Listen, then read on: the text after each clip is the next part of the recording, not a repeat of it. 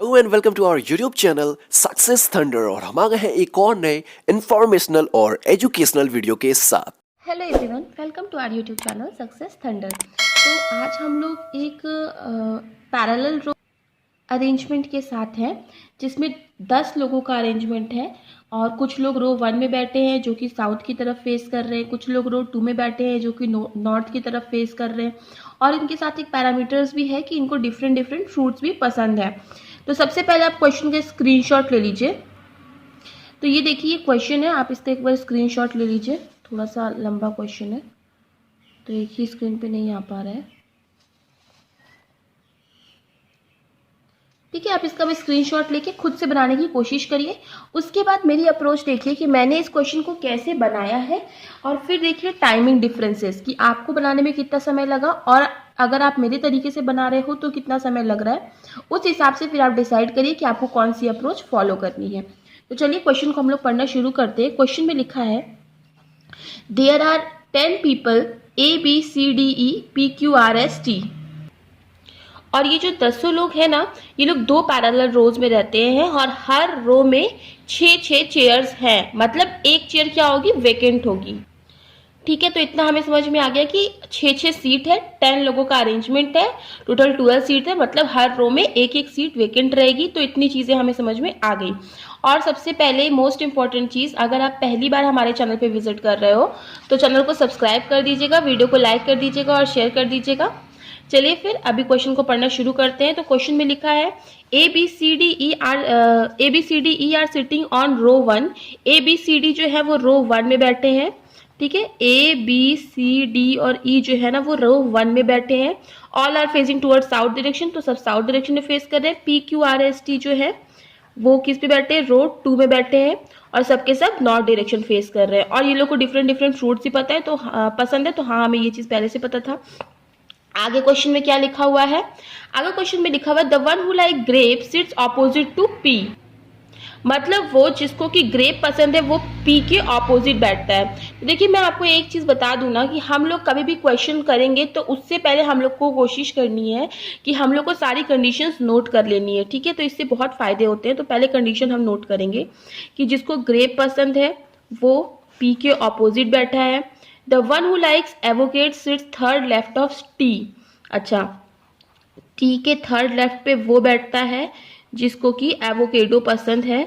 ठीक है, जो ग्रेप पसंद करता है वो पी के ऑपोजिट बैठा है, जिसको एवोकेडो पसंद है वो टी के थर्ड लेफ्ट में बैठेगा।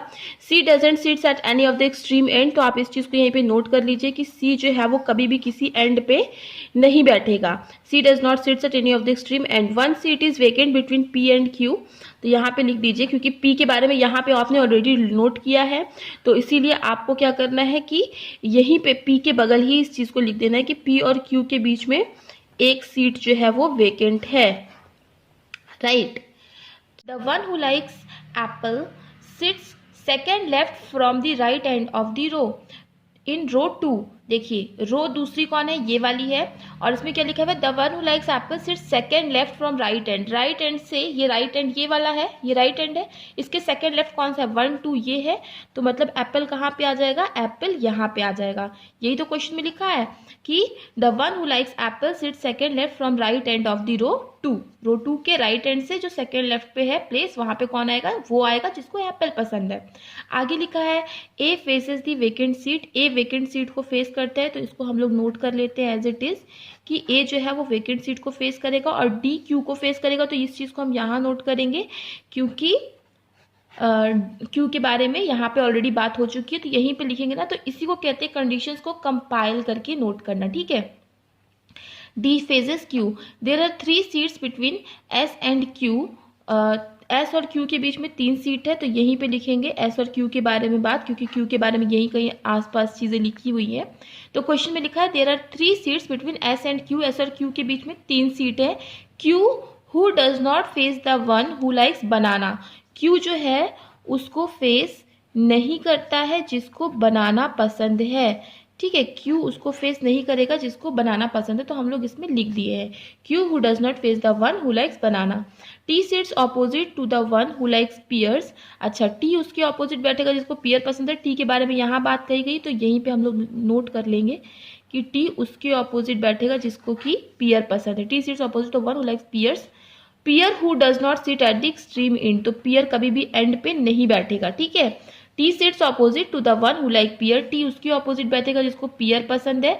और pears who sits at extreme end, sorry इसमें लिखा है who sits at extreme end, तो ये मतलब है कि पियर जो कि एक्सट्रीम एंड पे बैठता है, ठीक है। तो हम इसको नोट कर लेते हैं। अच्छा, आगे लिखा है E sits immediate right of vacant seat, मतलब जो वेकेंट होगा उसके इमीजिएट राइट पर कौन बैठेगा, ई बैठेगा, ठीक है। तो हमने इस चीज को नोट कर लिया है। ये सब ऐसे मैं नोट करती हूँ, आप चाहो तो ऐसे भी नोट कर सकते हो या कोई और तरीके से भी नोट कर सकते हो, ठीक है। E sits immediate right of vacant seat, vacant seat के इमीजिएट राइट पे कौन बैठेगा, ई बैठेगा।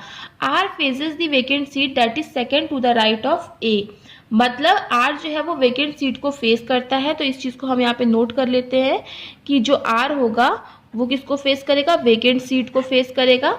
ये चीज तो लिखा, R face the vacant seat that is second right of A, vacant seat that is second right of A, मतलब जो वेकेंट सीट है वो ए के सेकेंड राइट पे है, मतलब ए के सेकेंड राइट पे वेकेंट सीट है। अब देखिए इस वाले रो के जो वेकेंट सीट के बारे में यहाँ बात कही गई, इसलिए यहीं पे लिख देते हैं हम लोग कि ए के सेकेंड राइट पे जो होगा वो वेकेंट सीट होगा। यही तो क्वेश्चन में लिखा हुआ है कि R faces the vacant seat, R vacant seat को फेस कर रहा है, vacant seat that is second to the right of A, vacant seat जो कि ए के सेकंड राइट पर है। One who likes banana faces the one who sits fourth left of the one who like apple, मतलब वो जो कि बनाना पसंद करता है वो उसको फेस करता है जो कि फोर्थ लेफ्ट ऑफ एप्पल के बैठता है, मतलब एप्पल के फोर्थ लेफ्ट पर जो बैठेगा, ठीक है। One who likes banana faces the one who sits fourth left of the one who like Apple. देखो एप्पल यहाँ पे है, एप्पल के फोर्थ लेफ्ट 1 2 3 4 यहाँ पे आएगा, ठीक है।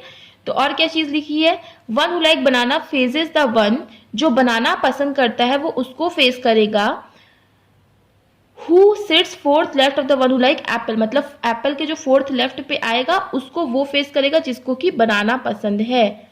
आई होप आपको चीजें समझ में आई होंगी कि क्वेश्चन में लिखा हुआ था one who likes banana faces the one, वो जो कि बनाना पसंद करता है वो उसको फेस करेगा, who sits fourth left of the one who likes Apple, जो कि एप्पल के फोर्थ लेफ्ट पर बैठता है, 1 2 3 4 ये, और उसके लेफ्ट पे जो बैठेगा उसको कौन फेस करेगा, बनाना फेस करेगा। तो इसकी हमें कंडीशन लिखने की जरूरत नहीं है, ये ऑलरेडी फिक्स हो चुका है, ठीक है। आगे क्वेश्चन में क्या लिखा है, there is one seat between the one who like grape and the one who like banana, मतलब जो जिसको ग्रेप पसंद है और जिसको बनाना पसंद है इन दोनों के बीच में केवल एक ही सीट है। देखो यहाँ पे सीट लिखा हुआ है, ठीक है।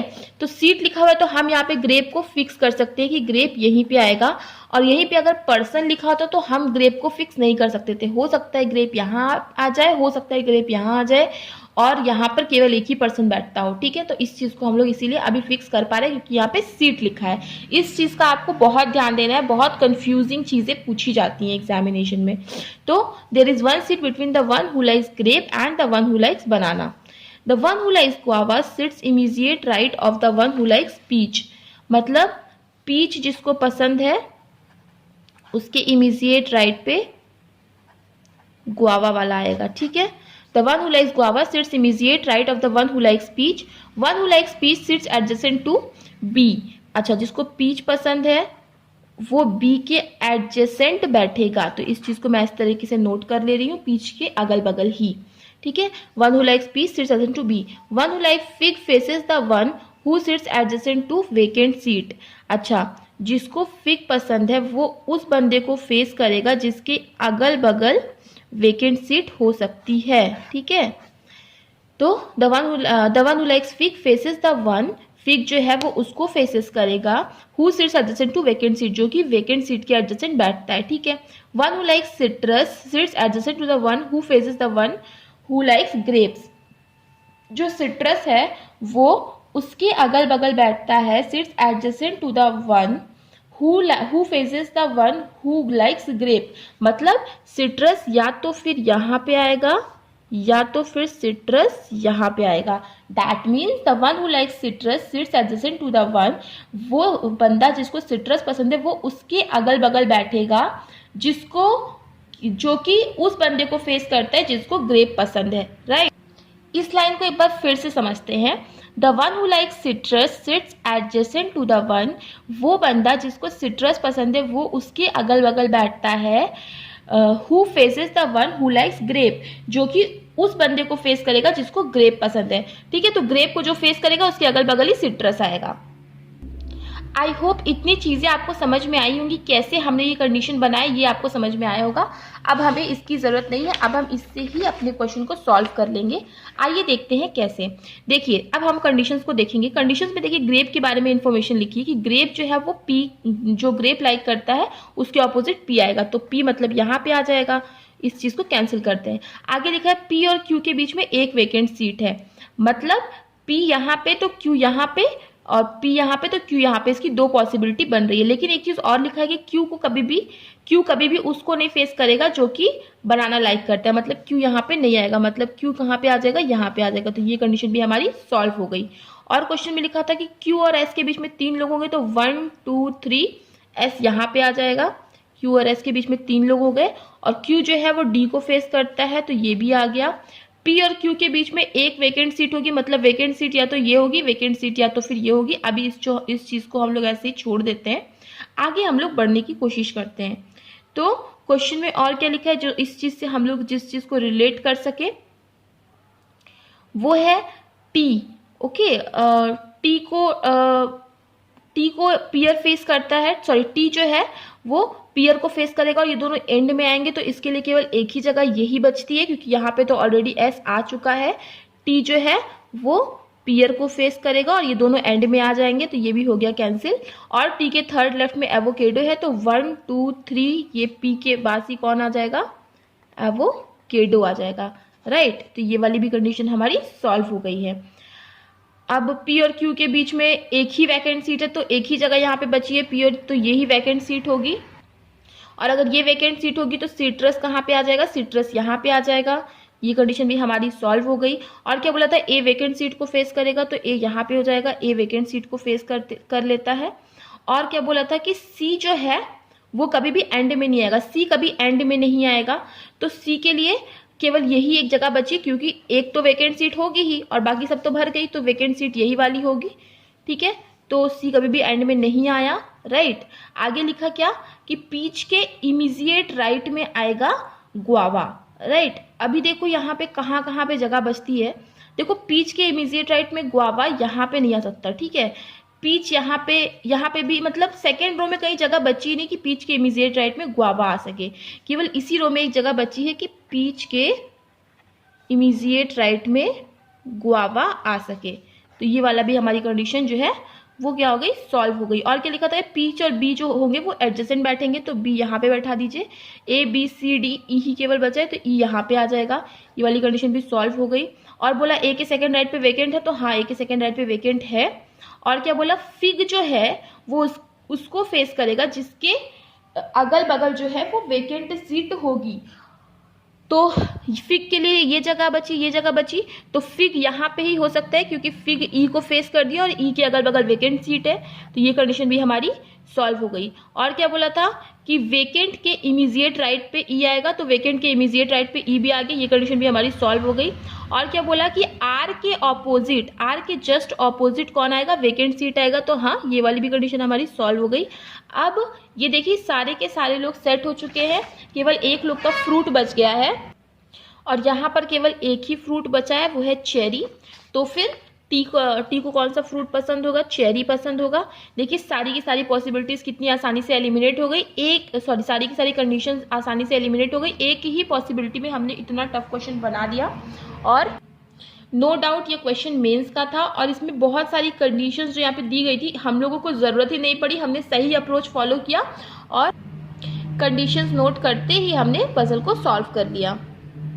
तो चलिए फिर, अगर आपको वीडियो थोड़ा भी इंफॉर्मेटिव लगा होगा, थोड़ी भी आपको कुछ ज्ञान या फिर कुछ भी थोड़ी सी भी नॉलेज मिली होगी इस वीडियो से, तो वीडियो को एक बार लाइक करिएगा, शेयर कर दीजिएगा और चैनल को सब्सक्राइब कर दीजिएगा, ताकि आने वाली सभी वीडियोज़ की नोटिफिकेशन आपको मिलती रहे। Thank you so much for watching. मिलते हैं अपने नेक्स्ट वीडियो में। Subscribe to our channel by clicking the subscribe button. Click the bell button and enjoy the latest uploads from our channel.